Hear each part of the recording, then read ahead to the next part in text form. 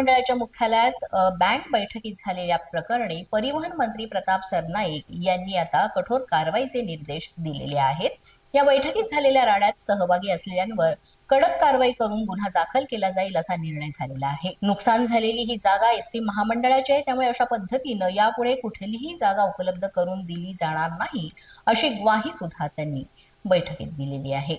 बैठकीच्या या राड्यामध्ये एसटीचं जे कर्मचारी आहेत ते असतील तर त्यांनाही इथे निलंबित केलं जाईल असा सरनाईक यांनी इथे स्पष्ट निर्वाळा दिलाय।